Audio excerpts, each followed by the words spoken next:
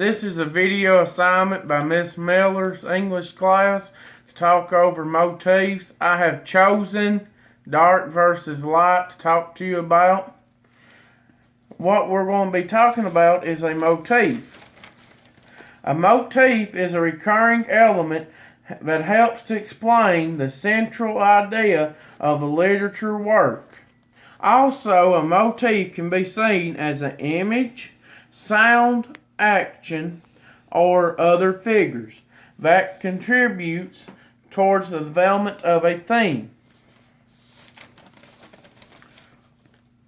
In Beowulf and other stories like that we will be discussing, dark versus light is generally understood that light stands for purity and goodness and cleanness and hope and new beginnings, while darkness often stands for fear and the unknown. The light and dark motif used in Beowulf and other stories like it help to create the contrast between the battles and scenes and the troubles that the characters must go through to reach the beginnings of the story.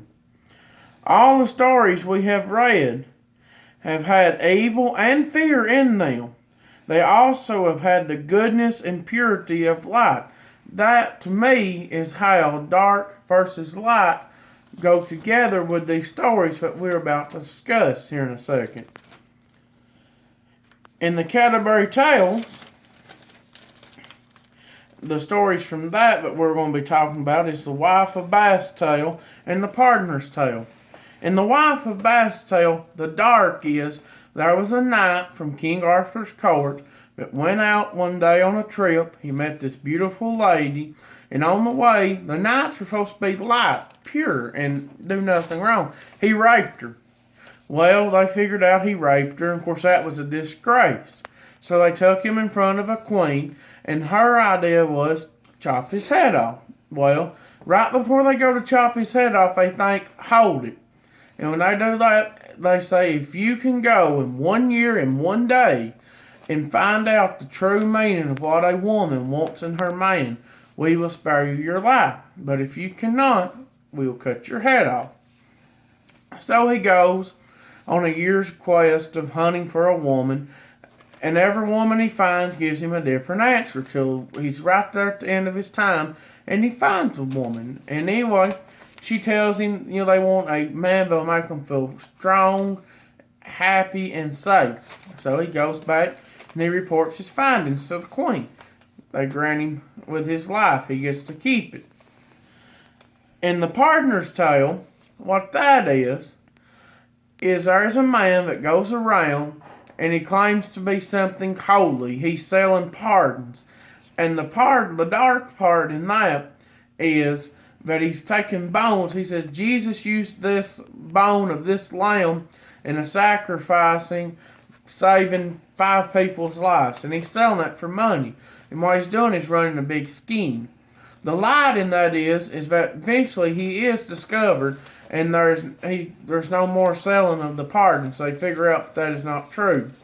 And also, the light in the Wife of Bath's Tales is, if you do not understand, that the knight gets to keep his life, he renews himself, he gets, redone, rebirthed in the act that he is cleaned again. He is not getting his head cut off. In Beowulf, the dark in it is there's a monster named Grendel, and he goes around at nighttime and he kills people, eats them and cuts their arms and stuff off. And the light in that is he really don't understand why people think he's so bad. He thinks he's just, being a friend when they think he is a monster. The light is there's a man named Beowulf that comes into the scene, and he is a great fighter, great warrior. And he goes one night and he kills Grendel, kills him. And then, that's the light. The problem is solved. There's no more monster, but the town can be safe. There's nothing to worry about. Sir Goblin and the Green Knight is also another story that we are going to be talking about this evening. And that is, in the story of the Third Goblin and the Green Knight, they're all at a New Year's Day party at King Arthur's house. And anyway, they've been partying 15 days straight. It's New Year's. And there's this man that rides in on a green horse. He is green from head to toe. There's nothing on him that's not green. And he says, I'm the Green Knight. I have come for offer you a challenge. Okay, they go, what is the challenge? He says, I will let you cut my head off with this axe. If in 1 year and 1 day you will come to my kingdom and let me chop your head off. Nobody said nothing. They all sat down and was still sitting, and Arthur stood up.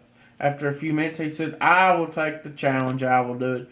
Well, in the meantime, this little feller pops up named Gawain, Sir Gawain. He says, no, King Arthur, you do not do that. I will. I'm the youngest, the smallest, the weakest. I'll go do it. Let me do it. So he goes, okay. And the Green Knight hands him the axe, moves his head, and tells him you're right there to do it. He chops it off. The head rolls. You think it'd kill the man, but it don't kill him. The head rolls on down the table. And as it rolls down the table, it's still talking. And as it's talking, it says, very good, Sir Gawain, you can find me at my kingdom. He picks the head up and puts it under his arm and takes off. He goes, wait a minute, Green Knight. Where will I find you? How will I know where to come to receive my fate? He said, I'm the Green Knight. You will find me. And rides off.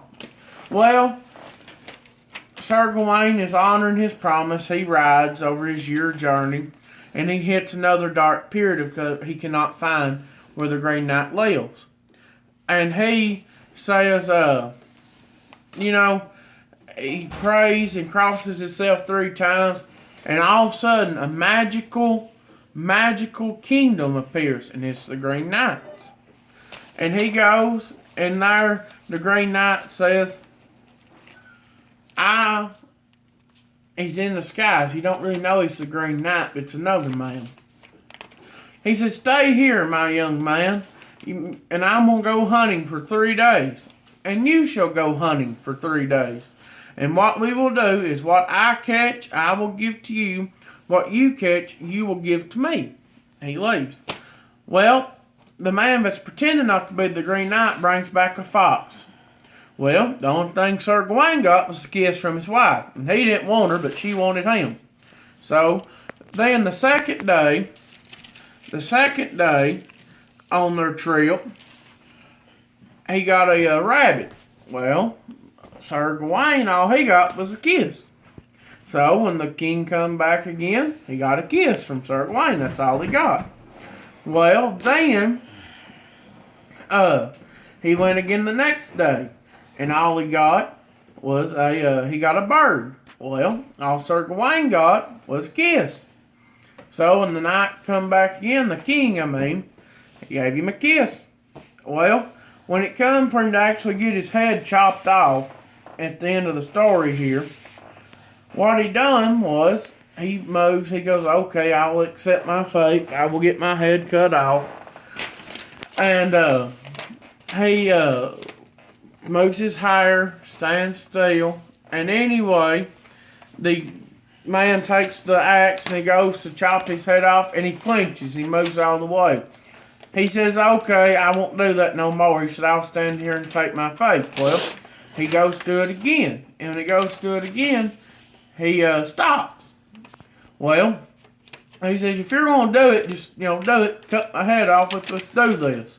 So when he goes to do it the third time, he barely nicks him. And as he barely nicks him, he goes, okay, why'd you do that? If you're going to do it, he says, cause I've got my deal back with you. The first one was from the first kiss of my wife. The second was not being honest. And the third one was for chopping my head off. But he said, I'm going to spare you your life and make you holy and clean again. So he does. And the Lemot d'Arthur, which actually means the death of Arthur, The dark in it is King Arthur has set out on a journey. And on the journey he has set out on is to go find Sir Lancelot. Sir Lancelot's been fooling around with a woman that he wasn't supposed to be fooling around with. Of course, we know that can't happen. Well, as he's gone on his trip, his illegitimate son, but Arthur had, is trying to take over the kingdom. Well, King Arthur's dear friend dies. He gets killed in battle. Well, one night, here's where all the darkness starts taking place in it. One night, King Arthur is having a dream. And in his dream, he's sitting on his chair, a stool. And there's these snakes and everything below him. And he gets kind of hit and he falls off in it and he dies. Well, the light is, in the middle of this story, Arthur finally meets up with his illegitimate son to have a fight. Well, when they do, Arthur's other friend says, wait, remember in your dream, it also said that Sir Lancelot will be here and 15 days to a month and help you. And he said, no, I can't wait that long. I've got to go now. Well, while he goes, him and his illegitimate son are fighting. King Arthur takes his spear and runs after him. And as he runs after him, his illegitimate son sees him and takes the sword and goes to chop his head off and go and hit him. Arthur beats him to it and runs his spear up through him. And as he runs his spear up through him, that illegitimate son knows he's at his death. Well, he takes his sword, one last blow, and goes to chop his head off. It does enter Arthur's brain, but does not kill him. They both fall down. Well, as they both fall down, here comes King Arthur's other little friend. He tells him to take his sword, the Excalibur, and go throw it into the ocean. Well, he don't the first time. Well, the second time he don't. And the third time he don't. That was another darkness. He was disobeying and King Arthur had been injured. Okay, here is your light to that. The light is, in the meantime, the third time he does it, he throws it and this hand catches it. And when it catches it, this magical ship appears. And when this magical ship appears, these beautiful ladies come off of it, and Arthur lays his head in their lap. And he is dying. He's gone. Well, in the meantime, they put him on the boat, and he sails off. And his friend that had been disobeying him runs off the woods. He finds the ex-archbishop. And in the meantime, while he does that, he's digging a hole. And still to this day, they don't know if the hole was for Arthur or somebody else, but they believe it was. They cannot prove that. That is the light. That is the light that he, does get to leave in a kind of happy setting, but the evil man does get killed. The way I believe that connects to today's literature is that even though today we don't live back then, but we are also always facing troubling times and darkness. The darkness might be a terrorist event. It might be a shooting. Might be a tsunami, flood, hurricane, earthquake, tornado. But the light is always when people band together into making the evil into greatness again, defeating the evil. And also, when you have something evil take place, like a bear or something, that's the darkness. And somebody goes in, they killed the bear and saved the innocent school children at the state park. That is the light in the story. That is the greatness that means darkness stands for the evil and the unknown and the fear. When light stands for purity. Stands for purity and the well-being of others with freedom.